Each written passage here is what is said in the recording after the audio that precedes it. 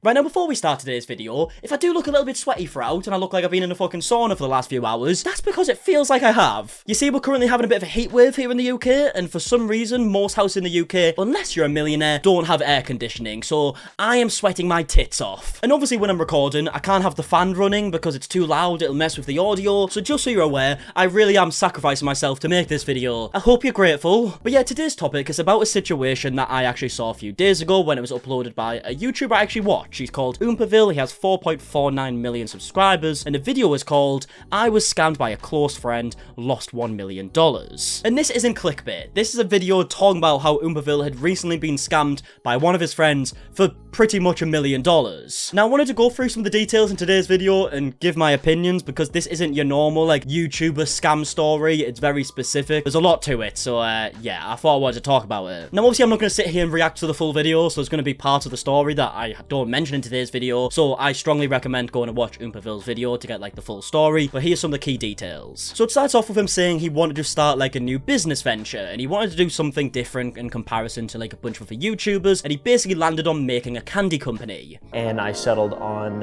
potentially creating a candy company because I love candy.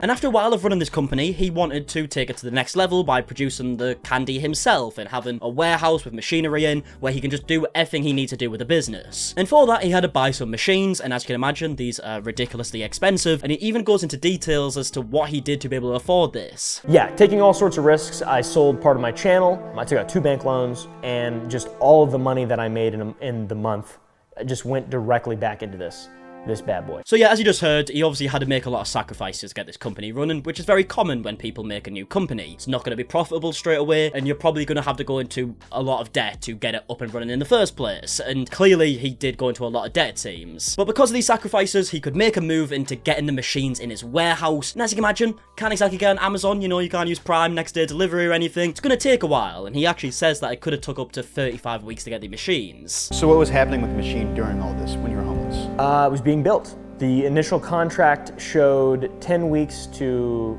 35 weeks, I believe. I can't remember exactly, but 10 weeks minimum turnaround. Now, one very key piece of information throughout this is the guy who is building these machines was someone that Oompaville said was a friend. It was someone I think he knew off Discord who just so happened to work in this type of industry, and he was going to be making these machines from scratch, which is why it costs so much money to get them. But because of this, he would obviously have machines that are suited to his business completely because they're getting made from scratch, or so he believed. So a long time goes by, he says there's a bunch of delays because of COVID, which is understandable and whatnot, but eventually he gets the machines. We got everything loaded up. There are still going to be some pieces missing because they just weren't ready. And this is where stuff starts going incredibly wrong, because the person that Oompaville has been talking to, who apparently has a profession in this type of stuff and is building machines, is called Jake, and part of his contract is to actually come over to the warehouse and build these machines and get it up and running. That's what he was getting paid for. But other than that, there was a bunch of excuses that were made from Jake as to why he couldn't come and build these machines, and whilst this is all happening, Oompaville is having to pay employees. He can't even start producing the candy because the machine's not up and running, so he's running at a massive loss at this point. And after a bunch of excuses, he's obviously getting very impatient, right? And he contacts Jake to say, have you got a co-worker that could come and make a start? And that's when Jake sends out Will, who is one of like his mates or a co-worker. Now you might be wondering, after all of these delays, why didn't he just like sack off Jake and get someone else to build it? Well, that's part of the contract. That's what Jake was getting paid for. That's why it was such a crazy amount of money. He would provide the machines and he'd come and build them, so he couldn't really go out and just like pay someone else to do it. But with Will being Jake's co-worker, it was fine because Jake knows about it. He can pay Will some of the money to help out, and it seemed like they were finally going to get up and running. But then Oompaville makes it very clear that Will doesn't seem to know what he's doing, and he's very incompetent in his work. So it just seemed like Will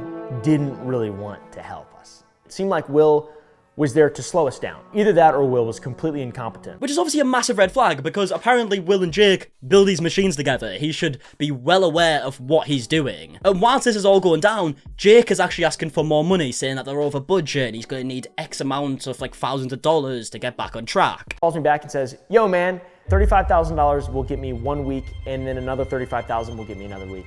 I started laughing.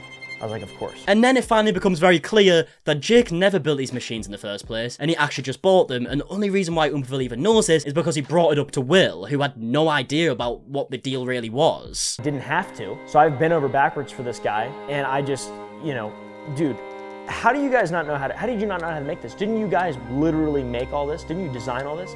And he looks at me and he says, "We didn't design this." And I was like, wait. Did you make it? No, we didn't make this. So you've got to imagine at this point, so much time has went by. Jake's been asking for more money over and over again. He's supposed to come and help out and build the machines. He's been making a bunch more excuses. Oompaville's put a ridiculous amount of money into this. He just wants to get his company up and running, and now he's found out that it was all a fucking lie. And then after paying Jake $750,000 to make these machines, it turns out that Jake just bought these machines himself for $140,000. Will's scared.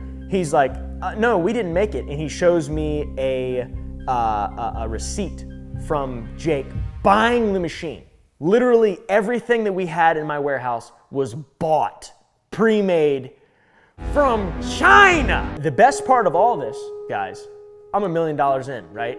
Over $700,000 to just Jake, not including the $70,000 that he wanted that I never gave him, fortunately. Guess how much the receipt for the machine was? How much?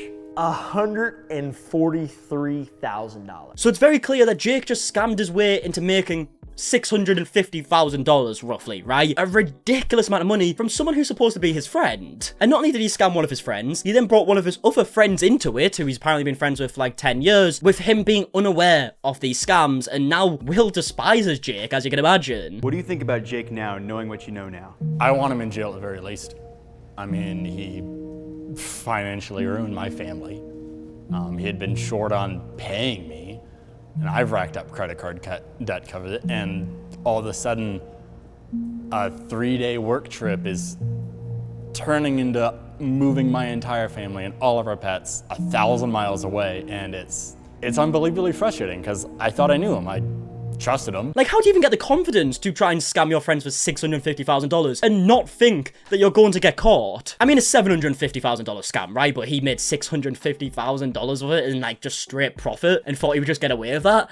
Don't understand. Now, I would imagine there's a lot of legal consequences to this. I'm not a fucking master of the law by any means. I'm not a lawyer, you know, but I just can't really see how he could possibly get away with this. There's contracts that have been signed that he clearly hasn't lived up to, and he's just lied the whole way. So yet again, this isn't your classic YouTuber scam, you know? There's not someone just promoting like crypto or like just a shitty product in general. This is someone trying to run a business, trusted one of his friends, and then end up losing $750,000 when he could have just spent $140 and had the exact same result. Like, it's actually mental to me that someone even had the confidence to try this. He literally sent out his co-worker or friend out to the person he's just scammed, with Will being unaware that he's now involved in this scam, and for some reason didn't think this would ever come up in conversation, and he wouldn't like basically be caught red-handed. And then even throughout this, he's still asking for more money along the way when he's already took hundreds of thousands of dollars that he shouldn't have. It's an absolute mental situation. I'm glad Oompaville found out, and he now seems to be in a good place with his candy company. It's coming soon and stuff like that. So I imagine his viewers are going to support it like a ridiculous amount, especially knowing this situation. So hopefully he makes that money back. Hopefully he just gets some money back in general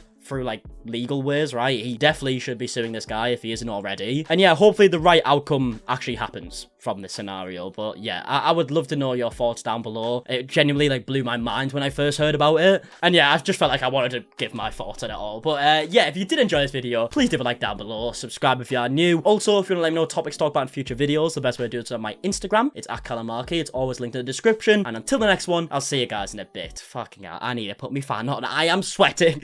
Right, goodbye.